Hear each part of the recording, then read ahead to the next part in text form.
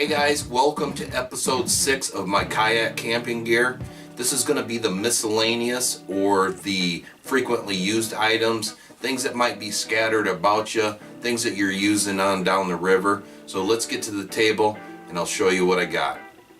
And remember, if you haven't seen episodes 1 through 5, I have a playlist on my channel. Go check it out. So let's start out with my fishing setup, and this is a fairly cheap budget ready to fish telescopic fishing pole. It's about 6 to 6.5 feet long, and the reason I use a cheap one like this is if I was to lose this in the river, it's not going to hurt as much as losing one of my expensive rods. So I've used this for many years. It's held up great, and I like that if I'm not fishing, I can just telescope it down and shove it in a canoe.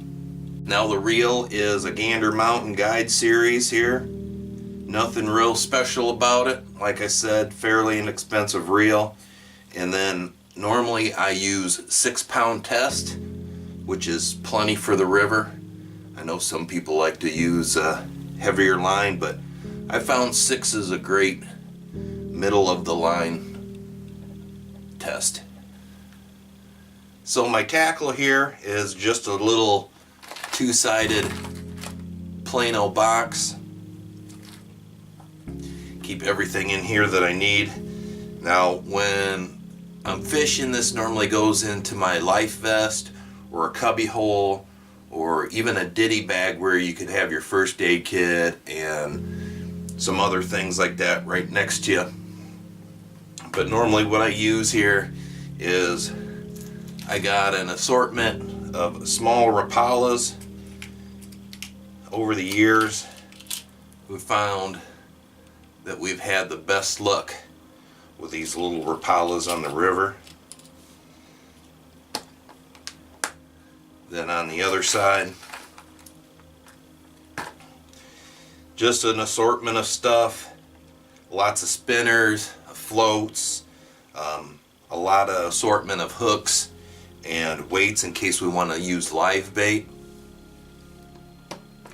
Keep all this in here, and this has also got, you could also take a piece of cord or something, tie it on, and attach it to your kayak or your canoe, where if you did flip over or something happens, it's not going to sink to the bottom or float down the river.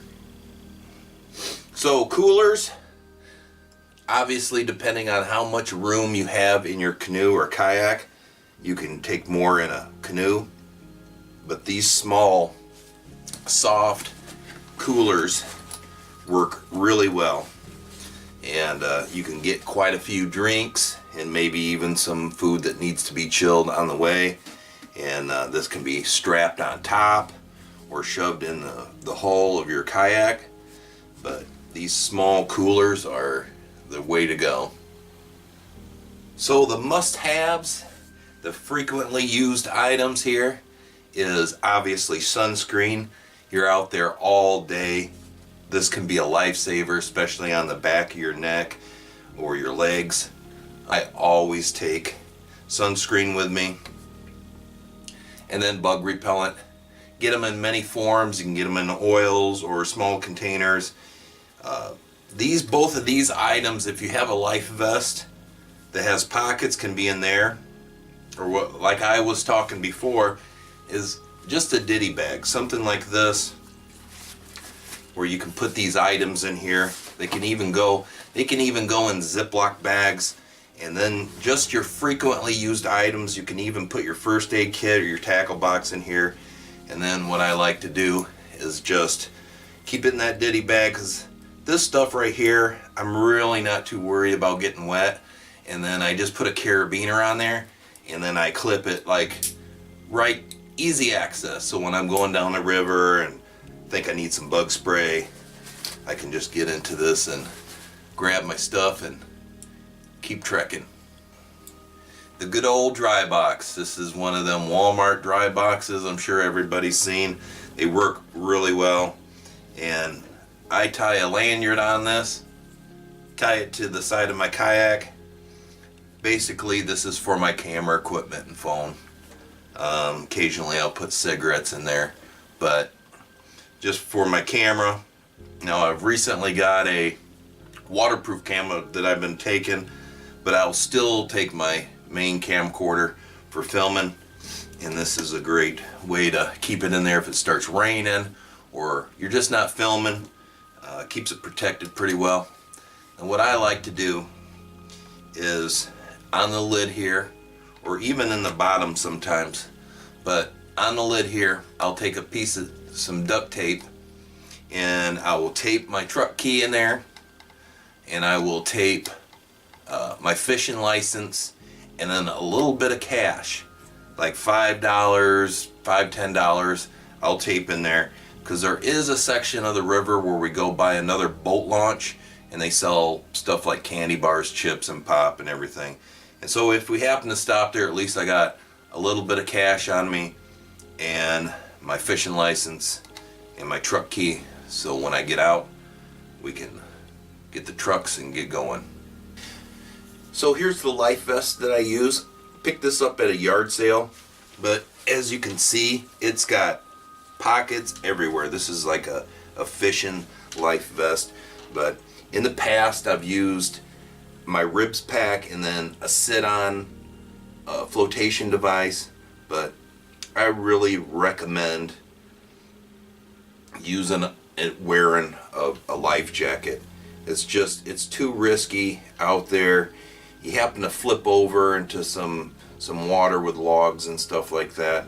It's just a lot safer to have some type of life vest on. So as you can see, the frequently used items, a lot of the stuff I can get in there. I can get my first aid kit in there. I can get my tackle box in there. If I get some smaller containers of bug spray and sunscreen, I can get them in there, and I'll have everything organized in here. Of course, if you got a regular life vest with no pockets, you're going to have to, do the ditty bag thing or some type of box or bag to keep all that stuff organized. So everyone, that wraps up this episode, the miscellaneous items. If you think I'm missing something, you guys have any questions, leave it in the comments.